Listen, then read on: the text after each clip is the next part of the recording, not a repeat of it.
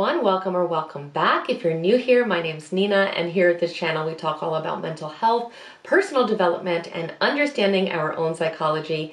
And today we are talking all about how to let go of resentment and to stop thinking about people who really bother you.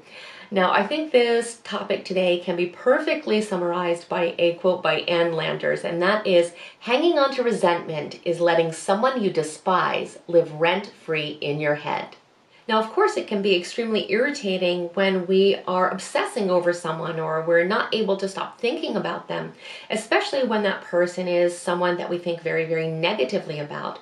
Not only that, but it actually causes a great deal of suffering, not for them, but actually for us, because we are creating an incredibly toxic mental environment. So today I wanted to talk about how we can learn to evict all of these people living in our head that do nothing but create negative emotions, and how we can learn to let go of resentment for good. But let's start at the beginning. Where do these resentful types of thoughts come from in the first place? Most of the time it comes from a sense that we've been wronged or mistreated by another person. It can come from jealousy or disapproval, or feeling like someone else put us down or disrespected us in some way. It can come from secretly feeling like another person is better off than we are, or that they have something that we want. And many times it simply comes from judging someone else, feeling like we disapprove of what they are doing, that they should think and behave differently. We think they should think and behave in the way that we do. We see this a lot with political figures that we don't like, which people do deeply resent a lot of times. They can, instead of just disagreeing with that political figure, they can really internalize it and really develop a deep hatred that ends up taking up a lot of their time and energy, even though they don't personally know this person. And in some cases, the resentment can go so far that the frequency that they talk about this celebrity or this political figure is much more prevalent than the people that they care about really in their own true lives. And of course, it can also happen that we start to resent someone that really is in our real life. And when this happens, it can lead to feelings of hostility and anger and frustration and bitterness. And sometimes these feelings just don't go away. They tend to stick. We can start to ruminate over these situations or these feelings to such an extent that they really start affecting our lives and even our other relationships. And a lot of times we really hold on to the resentment. We don't want to let it go because we feel that that person needs to be punished. And we think that the more that we hold on to this resentment, the more that we are in some way harming them. But in reality, we are simply only harming ourselves. This type of rumination really keeps us from being able to move forward and to move on in our life. It keeps us stuck in a repeating loop of agitated and dark thoughts that, again, is doing nothing but creating suffering for ourselves. The reality is that every second that we spend focusing on that other person, the more power we are giving them over our lives, over our thoughts, and over our time. There is absolutely no upside to resentment. So how can we learn to break this extremely negative cycle? The first thing that we need to do is get to the real cause of the resentment. And I know sometimes it can feel hard to be this honest with ourselves, but truly this is the only way to heal. And not only can getting to the root of the resentment really help us to break the obsession, it can also be a tool of self-understanding. We can understand what our thoughts are, our needs are, and help us ultimately create a better life for ourselves. When we're able to kind of push our emotions to the side for a few minutes and think critically about a situation, we can often uncover some potential misunderstandings. We can start to see things from another person's perspective, from their point of view. And sometimes we may even realize that we've been using resentment as a coping mechanism for us to be able to deal with our pain and our suffering about the situation instead of dealing with it more directly. And when these types of things come to the surface, it's extremely helpful because we can start to work on the real issue. We can start to work through the real problem, which will eventually set us free completely from the resentment itself.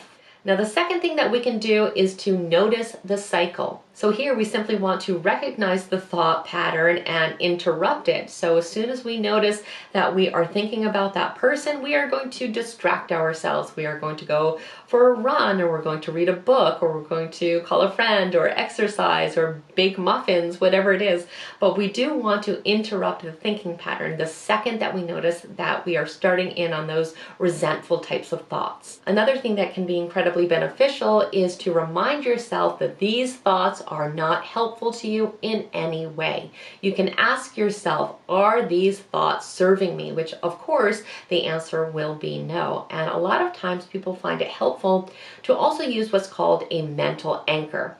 Now, this is a technique that I made a full video about. I will go ahead and link it down in the description box below if you want to learn more about it. But basically what's happening with a mental anchor is that we have a pre-designed go-to thought that we will immediately engage in whenever we notice we are really engaging in unhelpful thinking patterns. So you have something constructive that you can kind of shift to right away. The third thing that we can do is to commit to mental freedom.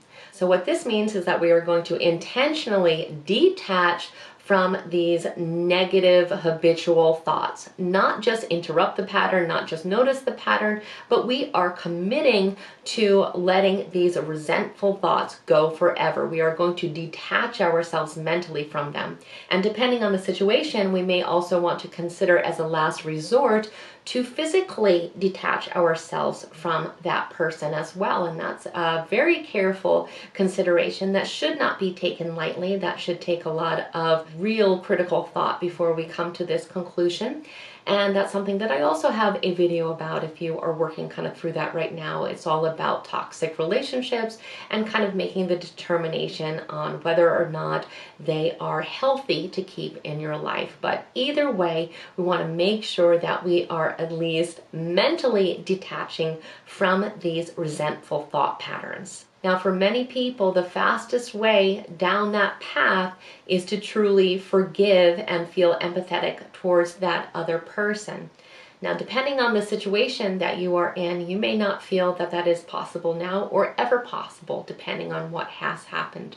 But if there is any way that you can foresee that forgiveness is a solution, that is definitely going to bring healing a lot faster. And if it is not a possibility, you want to simply commit to yourself to not let that person have power over you any longer. You're going to simply commit to, again, just having that mental freedom. Commit to yourself, promise to yourself that you are going to be free of the resentment. You really want to get real about how much thinking about them so much is truly harming you, and also really truly understand that it is self-compassionate to stop torturing yourself. So it is more important for you to preserve yourself and to practice self-care and self-love and self-compassion than it is to try to punish them by perpetuating all these negative emotions. The fourth thing that we can do is to break the habit by eliminating cues that trigger their thought.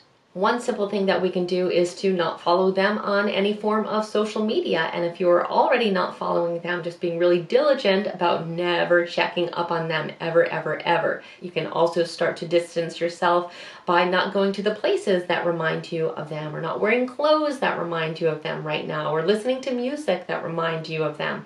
When we have less of these different cues around us, the less often we are going to be triggered into thinking about that person.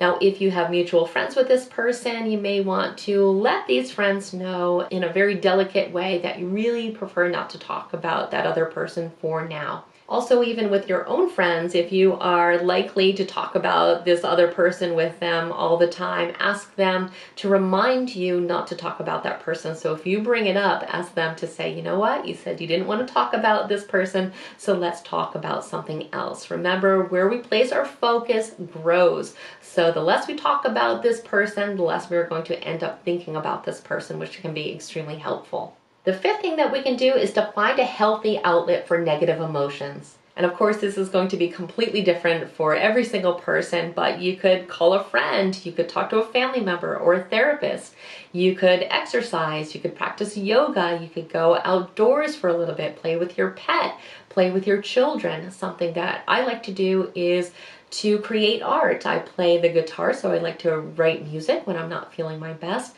But you can just kind of channel all your negative emotions into something that is a lot more positive for you. And number 6 is to focus on what makes you happy instead. We simply can't let this person take over all our thoughts and all our energy. If we think about it, there are plenty of things for us to feel grateful about. There are plenty of wonderful things in our life that we really aren't noticing because we are spending so much time really festering in this resentment. But we can make our lives so much more happy and positive when we focus on the things in our life that really bring us joy, that bring meaning to our life. Think of it as exchanging the time that you would usually spend obsessing about this person or really getting angry about this person for something that is positive, like self-care or, learning a new skill or a new hobby, something that's going to improve your life instead of constantly dragging you down all the time. And whenever you start to think about that person, simply remind yourself that they do not deserve to be the star of your life. You deserve to be the star of your life, and the people that you care about deserve to be in the spotlight instead of that person. Remember also that you have the ability to focus on and to prioritize whatever you want in your life. And now that you have this awareness that you can really let the resentment go, you can start focusing on the things that really build you up and create that joy in your life that you truly desire and deserve in your life. Keep in mind also that you need to be patient with yourself because it's not always easy to change our behavior. This is probably something that has been happening for you for a long time, and it will take a little bit of time to really relearn new thought patterns and new behaviors, but of course it is absolutely possible to do. Just remember to keep that sense of self-love and self-compassion for yourself during this process. So as always, I truly hope that today's video was helpful to you. If it was, please like it, share it, and definitely become a subscriber if you are not one already. We absolutely want you to stay connected, and I hope the rest of your day is extraordinary. Take care, guys.